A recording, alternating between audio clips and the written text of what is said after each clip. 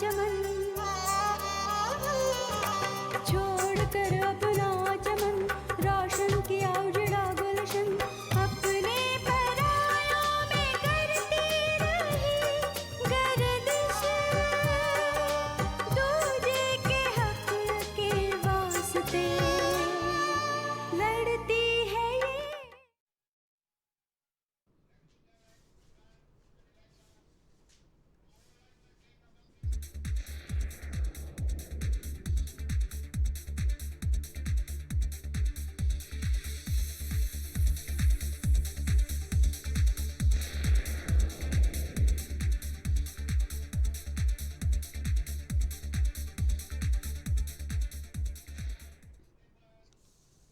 नमस्कार दर्शकों, कार्यक्रम कानूनी सलाह में आपका फिर स्वागत है। आज हम बात कर रहे हैं उपभोक्ताओं से संबंधित मामलों पर।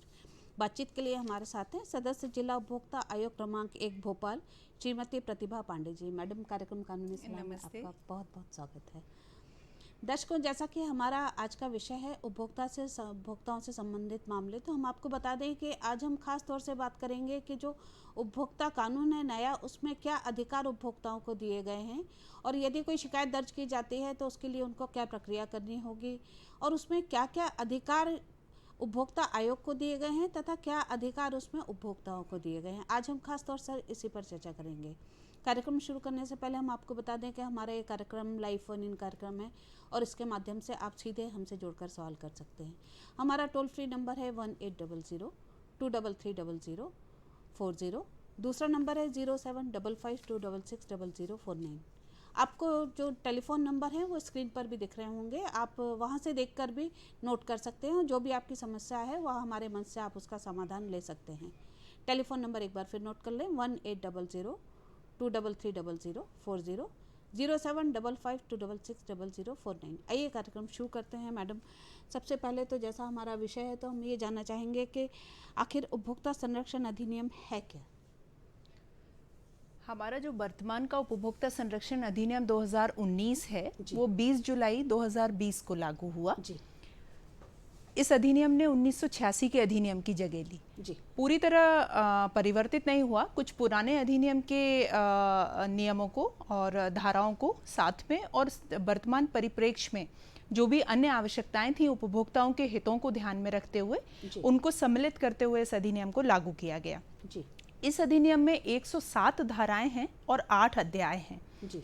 अगर मैं मुख्य रूप से बात करूं तो इस अधिनियम में ई कॉमर्स, उत्पाद दायित्व, मध्यस्थता, ये कुछ ऐसे अध्यायों को सम्मिलित किया गया है जो उपभोक्ताओं के हितों को ध्यान में रखते हुए बनाए गए हैं। इसी तरह से 2 परिषदों का भी गठन किया गया है, जिसमें एक उपभोक्ता संरक्षण परिषद है और एक CCPA है जो केंद्रीय प्राधिकरण है। इन दोनों ही संस्थाओं का उद्देश्य जो है वो उपभोक्ताओं के हितों का ध्यान रखना है। जी मैडम, जैसा कि आपने बताया कि जो नया कानून है उसमें उपभोक्ता संरक्षण अधिनियम के तहत जो कमेटियां बनाई गई हैं उसमें भी उपभोक्ताओं को अधिकार दिए गए हैं और उनका काम भी संरक्षण करना है। अगर हम बात करें उपभोक्ता विवाद प्रतिदिवसन आयोग की स्थापना की, तो पहले जैसे फोरम होते थे तो क्या अभी उसमें कोई बदलाव हुआ है? वो किस स्तर पर की गई है? मैं अगर अधिनियम के परिप्रेक्ष्य में आपसे बात करूं तो 3 स्तर पर उपभोक्ताओं के जो रिड्रेसल के लिए जो उनकी हितों के संरक्षण के लिए गठन किया गया है वो जिला स्तर पर जिला आयोगों की स्थापना है, राज्य स्तर पर राज्य आयोग की स्थापना है और राष्ट्रीय स्तर पर राष्ट्रीय आयोग की स्थापना है। जी। जिला आयोग पे जो आयोग हैं उसमें एक प्रेसिडेंट रहेंगे और 2 मेंबर रहेंगे। इन 3 लोगों को मिला के उसकी जूरी गठित की गई है। इसी तरह से राज्य आयोग में और राष्ट्रीय आयोग में भी। मैडम, जैसा कि आपने बताया कि इसका जो गठन है वो त्रिस्तरीय किया गया है। त्रिस्तरीय किया गया है, बिल्कुल सही। अब जो उपभोक्ता आयोग के क्षेत्राधिकार हैं, आर्थिक क्षेत्राधिकार की हम बात करें, यदि किसी को कोई केस लगाना है और उसको 20 लाख का लगाना है, किसी को 15 लाख का लगाना है, किसी को 50 से ऊपर लगाना है, तो ये किस तरह से उपभोक्ता आयोग को क्षेत्राधिकार दिया गया है? ऐसे मामलों में कहाँ लगाए कोई भी व्यक्ति अगर उसको अपनी सीमा क्षेत्राधिकार का के पता हाँ चित्रा जी, क्षेत्राधिकार के संबंध में अगर हम बात करें तो सबसे पहले सामान्य तौर पे हम टेरिटोरियल जुरिडिक्शन की बात करते हैं, पर नए अधिनियम में जो उपभोक्ता हैं उनको एक ये सहूलियत दी गई है। 1986 के अधिनियम में ऐसा था कि जो विपक्षी या विरोधी पक्षकार है, उनका कोई व्यवसाय है, उनका ऑफिस है, कार्यालय है, या जहां वो हैं वहां जाकर आपको परिवाद दायर करना होता था। नए अधिनियम ने उपभोक्ताओं को ये सहूलियत दी कि वो जहां पर हैं या जहां भी इस तरह का व्यापार के, माल के, सेवा के संबंध में जो ट्रांजैक्शन हुआ है वो वहां अपना परिवाद दायर कर सकते हैं जी। अब आया पेक्यूनरी जुरिडिक्शन, आर्थिक क्षेत्राधिकार जो है जी। तो उसमें 50 लाख रुपए तक का जो आपका धन की जो सीमा है, जो उपभोक्ता द्वारा जो भी कंसीडरेशन दिया गया है, उससे संबंधित बात जो है वो आपको जिला आयोग में दायर करने होंगे। उससे ऊपर 2 करोड़ तक की राशि के जो केसेस हैं, जो परिवाद है, वो आपको राज्य आयोग में करना रहेगा, और उससे ऊपर की राशि के जितने भी परिवाद हैं उसके लिए आपको राष्ट्रीय आयोग जाना होगा। जी मैडम, उपभोक्ता आयोगों को अभी नए कानून में रिव्यू का पावर भी दिया गया है, सुनने में आया है, और इसके साथ और कौन से पावर दिए हैं जो पहले नहीं थे, पहले के कानून में नहीं थे आयोगों को? बहुत अच्छा प्रश्न किया आपने। जिला आयोग को, जिला स्तर पे जिन आयोगों का गठन किया गया है उनको रिव्यू का पावर दिया गया है। जी। कोई भी ऐसी त्रुटि जो प्रथम दृष्टया अभिलेख पर दर्शित हो रही है तो स्वप्रेरणा से भी और किसी पक्षकार के आवेदन पर भी 30 दिन के भीतर जिला आयोग जो है वो रिव्यू कर सकता है। पर रिव्यू का जो अधिकार है चित्रा जी, मैं यहाँ एक सामान्य जो हमारे दर्शक हमको सुन रहे हैं उनको बताना चाहती हूँ कि रिव्यू के अधिकार में आप मेरिट्स पे जाके आदेश का परिवर्तन नहीं कर सकते हैं। जी। अगर सामान्य भाषा में मैं अपने सुनने वालों को बताऊं, अगर कोई टाइपिंग एरर है, कोई टेक्निकल एरर है, किसी अधिवक्ता का नाम गलत हो गया है या परिवादी का या पक्षकार का या इस तरह का कोई उसमें एरर है जिसको करेक्ट किया जाना है, पर जिससे आदेश की अंतिमता पर कोई प्रभाव नहीं आएगा, तो इस तरह के आवेदन जो हैं रिव्यू के, उनका अधिकार फोरम को, आयोग को, जिला आयोग को दिया गया है। दूसरा, मैडम एक कॉलर हमारे साथ लाइन पे है, हम उनका सवाल लेते हैं, फिर चर्चा जारी रखेंगे। उत्तर प्रदेश से हैं नंद स्वरूप जी, कार्यक्रम कानूनी सलाह में आपका बहुत स्वागत है। बताइए क्या पूछना चाहते हैं? नमस्कार जी।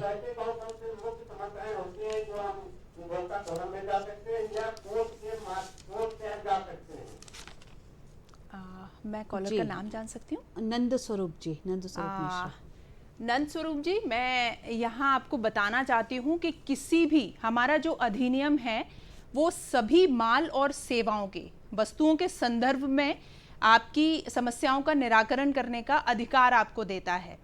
किसी भी तरह की वस्तु, उसका धनराशि से कोई लेना देना नहीं। आपने 1 रुपए की, 2 रुपए की, 50 रुपए की या लाख या करोड़ तक का भी कोई चीज़ खरीदी है या किसी सेवा का उपयोग किया है, उसमें कोई त्रुटि है या आपको लगता है कि किसी तरह के अनुचित व्यापार व्यवहार के अंतर्गत आपको कोई क्षति हुई है, तो इसके लिए आप क्षतिपूर्ति के लिए न्यायालय में जा सकते हैं, आयोग में परिवाद दायर कर सकते हैं।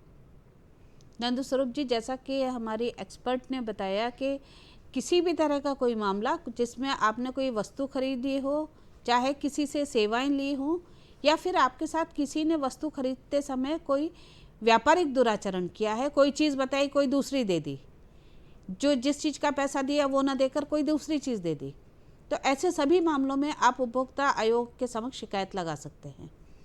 हम बात कर रहे थे मैडम जो अधिकार दिए गए हैं उपभोक्ता आयोग को, तो आपने रिव्यू के बारे में आप बता रही थी हमारे दर्शकों को। रिव्यू के बारे में मैंने आपको बताया कि प्रथम दृष्टया जो भी अभिलेख पर इस तरह की त्रुटि है उसको रिव्यू करने का अधिकार जिला आयोगों को दिया गया है।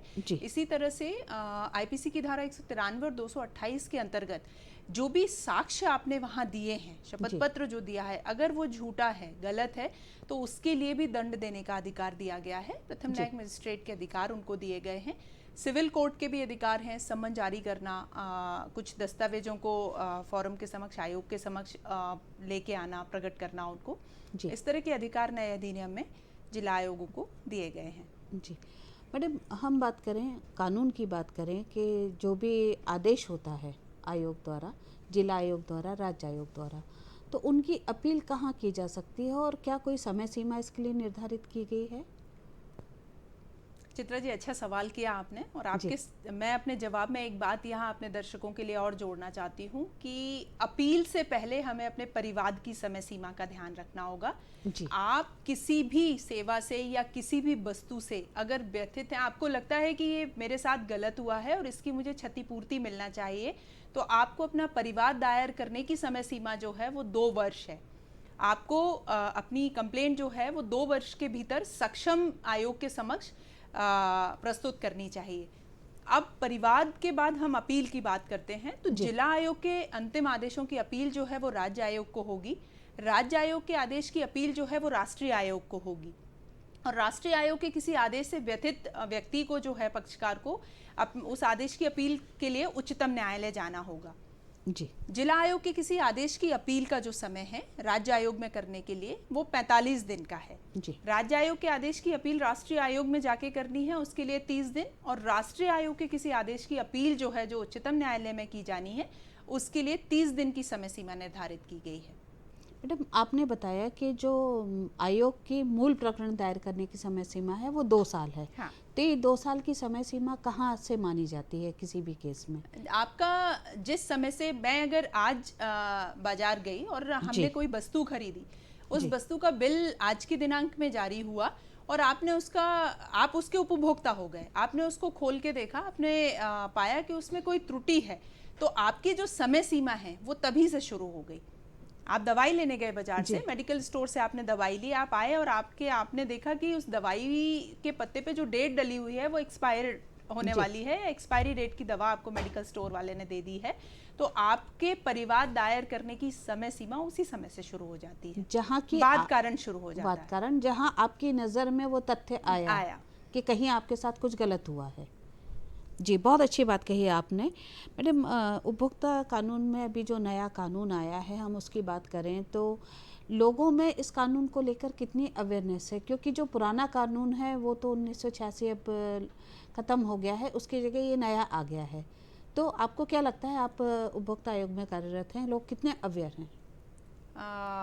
सबसे पहले तो इस प्रश्न के जवाब में मैं कहना चाहूँगी कि ministry of food and safety affairs जो है वो, और राज्य स्तर पर भी खाद्य विभाग भी, ये हम विभिन्न आयोग के सदस्यगण जो हैं, आयोग की तरफ से जो हमारे वरिष्ठ अधिकारी हैं, नियमित कार्यशालाएं आयोजित कर रहे हैं। यथासंभव जिस तरह से भी, खासकर डिजिटल टेक्नोलॉजी का सहारा लेते हुए, हम अपने इस अधिनियम के प्रचार एवं प्रसार के लिए अथक प्रयास कर रहे हैं। जी। पर फिर भी आयोग के सदस्य होने के नाते मैं कहना चाहती हूँ कि जनता में अभी इस अधिनियम को लेके जितनी जागरूकता होनी चाहिए उतनी नहीं है। जी।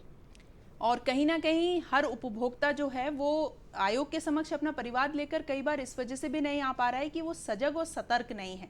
हमने कोई सामान खरीद लिया और इस नाते खरीद लिया कि वो दुकान वाला हमारा परिचित है, या टैक्स का कुछ अमाउंट बच जाएगा, या ठीक है कोई बात नहीं, मैं जानता हूँ, मैं उसने वर्बली आपको कम्युनिकेट कर दिया, ठीक है मैं चेंज कर लूँगा। तो ये जो इस तरह की कुछ प्रैक्टिसेस हैं हमारे उपभोक्ताओं की और विक्रेताओं के बीच की, ये भी कई बार हमें इस तरह की विपरीत परिस्थिति में फोरम के समक्ष आने में निष्क्रिय कर देती हैं कि हमारे पास फिर आयोग के समक्ष आकर शिकायत दर्ज करने का कोई आधार नहीं रहता है। बिल्कुल सही कहा मैडम आपने। पर जहाँ तक हम बात करें अवेयरनेस की, तो अभी पिछले दिनों 24 दिसंबर को हमारे यहाँ राष्ट्रीय उपभोक्ता दिवस था।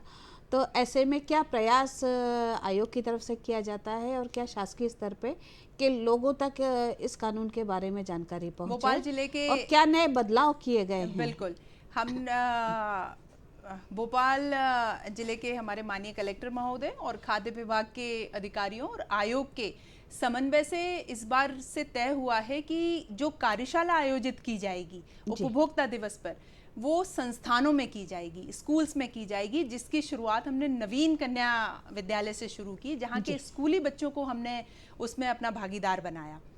और हमने वहाँ एक प्रश्नावली आयोजित की थी, एक बुकलेट हमने बच्चों को प्रोवाइड की थी, और 15 प्रश्नों के जवाब में एक भी प्रश्न ऐसा नहीं था जो किसी बच्चे ने ना दिया हो। तो हमने जागरूकता की शुरुआत वहाँ से की है और उम्मीद करते हैं कि हम इसमें सफल होंगे काफ़ी हद तक। बिल्कुल, बहुत बहुत शुभकामनाएं और बधाई एक अच्छा प्रयास करने के लिए शासकीय स्तर पे और आयोग के स्तर पर। मैडम, आपने बताया कि इस तरह के प्रयास किए जा रहे हैं। अगर हम प्रक्रिया की बात करें, जो अभी नए कानून के तहत जो प्रक्रिया है उसमें क्या बदलाव किए गए हैं? अगर कंप्लेंट फाइल करना है त्वरित निराकरण के लिए, किसी भी प्रकरण का त्वरित निराकरण करना है, तो उसके लिए क्या अभी वो किए गए हैं प्रावधान? एक तो आपको पता है जो सभी आयोगों में या न्यायालय में जो सामान्य प्रक्रिया चलती है कि आप वहाँ जाइए और अपनी कंप्लेंट दायर कीजिए, जो भी आपको साक्ष्य देना है, दस्तावेज देना है जी। पर अभी डिजिटल प्लेटफॉर्म को लेते हुए हमने ई दाखिल शुरू किया है। तो जी। आप ई दाखिल की वेबसाइट पर जाकर अपने आप को रजिस्टर्ड करा सकते हैं। आपका एक आईडी और पासवर्ड जनरेट होगा, उसके माध्यम से आप केस जो है वो आयोग के समक्ष दर्ज कर सकते हैं ऑनलाइन। आपको आयोग के समक्ष उपस्थित होने की आवश्यकता नहीं है जी। और आयोग में उन केसेस से रिलेटेड और बाकी जो पक्षकार उपस्थित नहीं हो सकते हैं उनके लिए भी प्रति बुधवार को एक वर्चुअल हियरिंग भी की जाती है, जो प्रत्येक बुधवार को संचालित हो रही है। जी मैडम, किसी उपभोक्ता को यदि कोई जानकारी लेना हो तो क्या कोई टोल फ्री नंबर है जिसके माध्यम से वो केस के बारे में या केस प्रकरण दर्ज करने के लिए जानकारी ले सकता है? Toll free number case registered complaint करने के लिए है। मैं जो हेल्पलाइन नंबर है बेसिकली वो केस रजिस्टर्ड करने के लिए नहीं है चित्रा जी। मैं वो टोल फ्री नंबर यहाँ अपने सुनने वाले दर्शकों को बताना चाहती हूँ। दैट इज 1800 जी 233 0046। मैं एक बार ये नंबर और रिपीट कर देती हूँ, 1800 233 0046। दर्शकों, जैसा कि हमारी एक्सपर्ट ने बताया कि एक हेल्पलाइन नंबर है 1800 233 0046। यदि आपको कोई जानकारी चाहिए इस संबंध में, जो भी कार्य प्रणाली है उसको लेकर यदि कोई जानकारी चाहिए या आप शिकायत करना चाहते हैं और आपको समझ में नहीं आ रहा है कि आप कैसे क्या करें, तो आप इस नंबर पर संपर्क करके पूरी प्रक्रिया के बारे में जानकारी ले सकते हैं।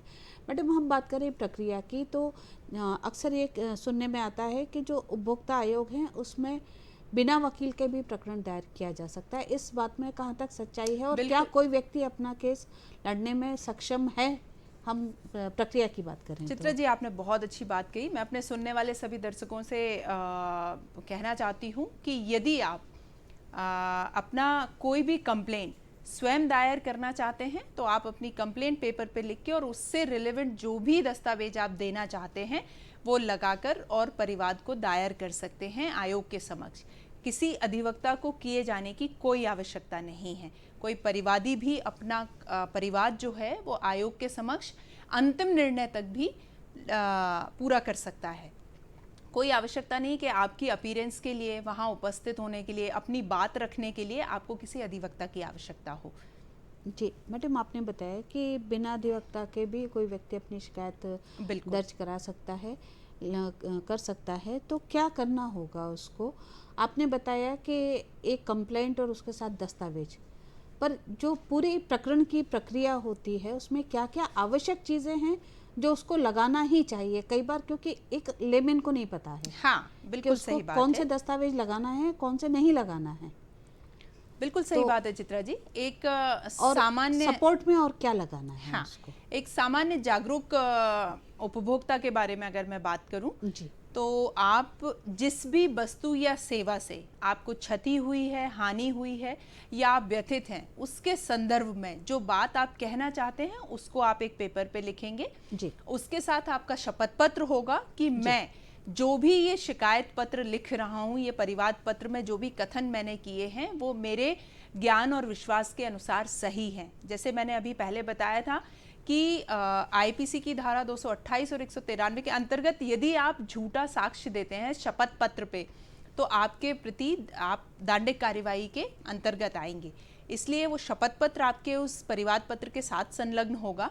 दस्तावेज सूची होगी जिसमें आप जो जो दस्तावेज देना चाहते हैं। मान के चलिए आपने कोई वाहन खरीदा और उसमें अगर किसी प्रकार की कोई त्रुटि है तो आप उससे संबंधित सारे दस्तावेज कि मैंने ये वाहन किस डीलर से खरीदा है, कब खरीदा है, इंश्योरेंस कराया कि नहीं कराया, क्या सर्विसेज कराई, उसमें क्या फॉल्ट्स निकले, अगर कोई एक्सपर्ट का ओपिनियन है तो उससे संबंधित वो सारी बातें जो आप आयोग के समक्ष वर्बली भी करना चाहते हैं और दस्तावेज पे भी बताना चाहते हैं, वो संलग्न करके आप आयोग में जो है वो अपना परिवाद दर्ज करा सकते हैं। आप आयोग के समक्ष उपस्थित नहीं हो सकते हैं तो ई दाखिल की वेबसाइट पे जाकर आप उन दस्तावेजों को अपलोड करके अपनी कंप्लेंट दर्ज करा सकते हैं, जहां से आपको एक टोकन नंबर जो है वो जनरेट होगा। जी मैडम, बहुत अच्छी बात आपने कही है। हम एक उपभोक्ता के नज़रिए से अगर देखें तो कई बार अगर कोई मेडिकल नेग्लिजेंस का केस है और उस केस में किसी एक्सपर्ट की ओपिनियन चाहिए और वो खुद अरेंज नहीं कर पा रहा है, साथ ही जैसे कई बार कंस्ट्रक्शन को लेकर दिक्कत आती है, तो ऐसी स्थिति में आयोग खुद भी संज्ञान लेकर कार्रवाई करते हैं और एक्सपर्ट रिपोर्ट कॉल कर सकते हैं या कमिश्नर अपॉइंट करते हैं। कई परिस्थितियों में कमिश्नर अपॉइंट करने का अधिकार जो है और कई परिस्थितियों में आयोग करते भी हैं। और जहां तक मेडिकल नेग्लिजेंस के केस की आपने बात की है, तो जहां प्रकरण की गंभीरता को देखते हुए या दस्तावेजों की गंभीरता को देखते हुए ये लगता है कि जो तथ्य उसमें हैं उनके बारे में एक सामान्य राय बना पाना या अंतिम निर्णय जो है वो उचित हो, वहां तक पहुंचने के लिए अगर ये प्रतीत होता है कि किसी मेडिकल एक्सपर्ट की राय की ज़रूरत है, तो आयोग द्वारा इस तरह के एक्सपर्ट की राय भी मंगाई जा सकती है उन दस्तावेजों के उस प्रकरण के संदर्भ में। जी, बहुत अच्छी बात कही है आपने, क्योंकि एक उपभोक्ता के लिए बड़ा मुश्किल होता है कई चीज़ें ला पाना, तो यदि आयोग मंगाता है तो उसको न्याय पाने में आसानी हो जाती है। मैडम, बात करें हम अधिकारों की, तो जो वर्तमान उपभोक्ता कानून है उसमें अलग से उपभोक्ता को क्या क्या अधिकार दिए गए हैं और किस तरह के अधिकार दिए गए हैं? 2019 के अधिनियम में उपभोक्ताओं को 6 तरह के अधिकार दिए गए हैं और आप हम सब जी, एक व्यक्ति जन्म के साथ ही उपभोक्ता हो जाता है। अस्पताल में उसका जन्म हो रहा है, जन्म के साथ ही वो अस्पताल द्वारा दी जाने वाली सेवाओं का उपयोग शुरू कर देता है, तो वो उसी पल से, जिस पल उसने जन्म लिया, वो उपभोक्ता हो जाता है। बिल्कुल। हम अपने बहुत सारे अधिकारों का सामान्य दिनचर्या में दिए हुए 6 के 6 अधिकारों का उपयोग हम कर रहे हैं, पर हमको पता नहीं है।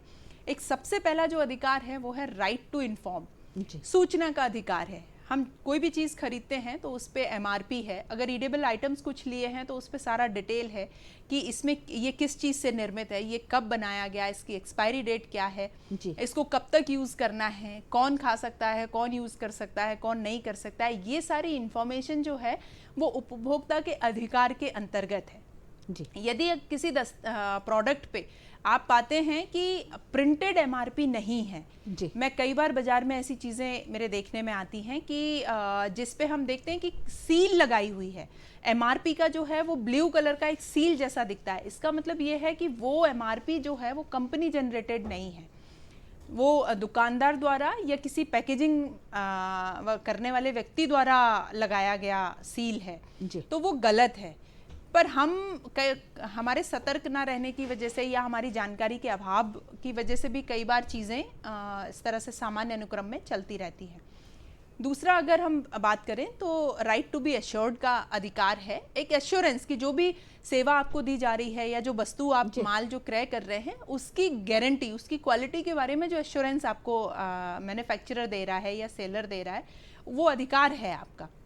इसी तरह से राइट टू बी हर्ड, हम रेड्रेसल, हमें सुने जाने का अधिकार है उपभोक्ताओं की बात का, तो जो हम रेड्रेसल फॉरम्स जो हैं वहाँ जाके हम अपनी बात रखते हैं, तो सुनवाई के लिए जो है रेड्रेसल पाने का अधिकार है। अगर मुझे या किसी भी उपभोक्ता को कोई हानि हुई है, कोई क्षति हुई है, तो उसकी क्षतिपूर्ति पाने का अधिकार हमको है। और अवेयरनेस का, तो इसे ये अधिकार भी है और दायित्व भी है। मैं सुनने वाले सभी श्रोताओं को कहना चाहती हूँ कि सजग भी रहिए और सतर्क भी रहिए।